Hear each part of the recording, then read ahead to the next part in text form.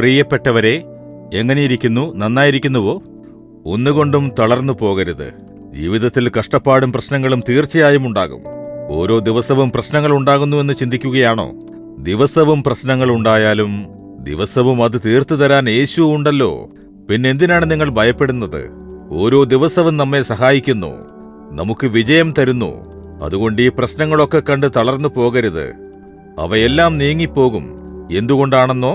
യേശു നമ്മെക്കുറിച്ച് കരുതലും സ്നേഹവുമുള്ള ദൈവമാണ്. ഒരുപക്ഷേ നിങ്ങളിന്ന് സുരക്ഷിതത്വമില്ലാത്ത പരിതസ്ഥിതിയിലാണെന്ന് വിഷമിക്കുകയാണോ?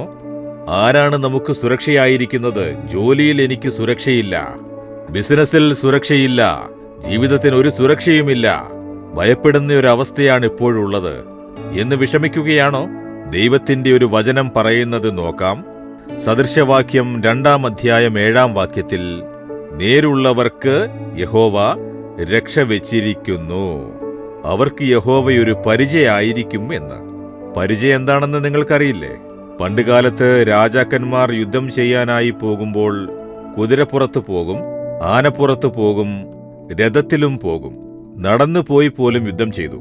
അപ്പോൾ പോരാളികളുടെ കയ്യിൽ ഒരു കൈയിൽ പരിചയുണ്ടാകും, മറ്റൊരു കൈയിൽ വാളുമുണ്ടാകും. എതിരാളിയെ ആക്രമിക്കാനായിട്ടാണ് വാള്. എതിരാളിയും ആക്രമിക്കുമല്ലോ, അപ്പോൾ അതും തടയണമല്ലോ. അത് തടുക്കാനുള്ളതാണ് പരിച. പരിച നമ്മുടെ സുരക്ഷയ്ക്ക് വേണ്ടിയുള്ളതാണ്. എതിരാളികൾ എത്ര തന്നെ ആക്രമിച്ചാലും അതുകൊണ്ട് രക്ഷപ്പെടാൻ സാധിക്കും. ഇവിടെ യഹോവ പറയുന്നു, ഞാൻ നിനക്ക് പരിചയായിരിക്കും എന്ന് പറഞ്ഞാൽ എന്താണ് അർത്ഥം? ഞാൻ നിനക്ക് രക്ഷകനായിട്ടുണ്ട്. നിന്റെ മേൽ വീഴുന്ന അടികൾ ഞാൻ തടുത്തു നിർത്തും. അത് വാക്കുകൾ കൊണ്ടുള്ള പ്രഹരമായിരിക്കാം, അല്ലെങ്കിൽ ആക്രമണത്തിന്റെ പ്രഹരമായിരിക്കാം, അഥവാ എന്തെങ്കിലും ഞെരുക്കത്തിന്റെ പ്രഹരമായിരിക്കാം. യേശു അതിനെ താങ്ങിക്കൊള്ളും. പരിചയായി നിന്ന് നിങ്ങൾക്ക് പ്രഹരമേൽക്കാത്ത വിധത്തിൽ നിങ്ങളെ സംരക്ഷിക്കുമത്രേ.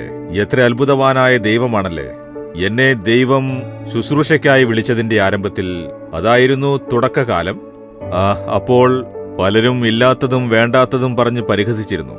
പറയാത്തത് പറഞ്ഞതായി പറഞ്ഞു, ചെയ്യാത്തത് ചെയ്തു എന്ന് പറഞ്ഞു. എനിക്ക് ഈ ശുശ്രൂഷയെ വേണ്ട, ദൈവമേ എന്നെ വിട്ടേക്ക് എന്ന് ഞാൻ പ്രാർത്ഥിച്ചു. അപ്പോൾ ദൈവം എന്നെ ബലപ്പെടുത്തി, ധൈര്യപ്പെടുത്തി പറഞ്ഞു, മകനെ, നിന്റെ മുന്നിൽ ഞാൻ നിൽക്കുന്നുണ്ട്. നിന്റെ അടുത്തേക്ക് എന്ത് തന്നെ വന്നാലും അതൊക്കെ എന്നെ കടന്നിട്ടേ നിന്റെ അടുത്തേക്ക് വരൂ. നീ ഭയപ്പെടേണ്ട, ധൈര്യത്തോടെ എന്റെ ശുശ്രൂഷയെ ചെയ്തുകൊള്ളുക. അത് നിന്ദയായാലും ഞെരുക്കമാണെങ്കിലും പ്രഹരമാണെങ്കിലും അതെല്ലാം നിനക്ക് വേണ്ടി ഞാൻ സഹിക്കുന്നതാണ്. എന്നെ കടന്നേ നിന്റെ അടുത്തേക്ക് വരൂ എന്ന് പറഞ്ഞു. 50 വർഷം മുൻപ് ഞാനത് അതേപടി വിശ്വസിച്ചു. 50 വർഷത്തെ എന്റെ ശുശ്രൂഷയുടെ പാതയിൽ എത്രയോ ആക്രമണങ്ങൾ, എത്രയോ പ്രഹരങ്ങൾ, എത്രയോ ഞെരുക്കങ്ങൾ. പക്ഷേ അതൊന്നും എന്നെ തൊടാതെ ദൈവം കാത്തുകൊണ്ടിരിക്കുന്നു. കാരണം ദൈവം അവയെയെല്ലാം തന്റെ മേൽ ചുമന്നിരിക്കുന്നു. അതാണ് പരിച.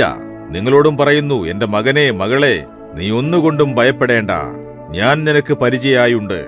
എല്ലാം ഞാൻ നിനക്ക് വേണ്ടി താങ്ങിക്കൊള്ളുമെന്ന് പറയുന്നു. ഇതെത്ര മഹാഭാഗ്യമാണല്ലേ! ദൈവത്തോട് പറയൂ, ദൈവമേ, അങ്ങ് എനിക്ക് പരിചയായിരിക്കുന്നതിന് സ്തോത്രം പിതാവേ. എനിക്ക് സംഭവിക്കാനുള്ള പ്രശ്നങ്ങളും ഞെരുക്കങ്ങളും കഷ്ടപ്പാടുകളും അങ്ങയെ കടന്നാലേ എന്റെ അടുത്തേക്ക് വരികയുള്ളൂ. അങ്ങെന്നെ മുറിവേൽപ്പിക്കാൻ അനുവദിക്കില്ല. ഒന്നിനും എന്നെ ഉപദ്രവിക്കാൻ സാധിക്കില്ല. യേശുവിന്റെ നാമത്തിൽ amen, amen. Jesus readings Malayalam YouTube channel subscribe ചെയ്യുക. ബെൽ ഐക്കോൺ ക്ലിക്ക് ചെയ്യുക. ഞങ്ങളുടെ ദൈനംദിന പ്രോഗ്രാമുകളെക്കുറിച്ചുള്ള അപ്ഡേറ്റ് ലഭിക്കുവാൻ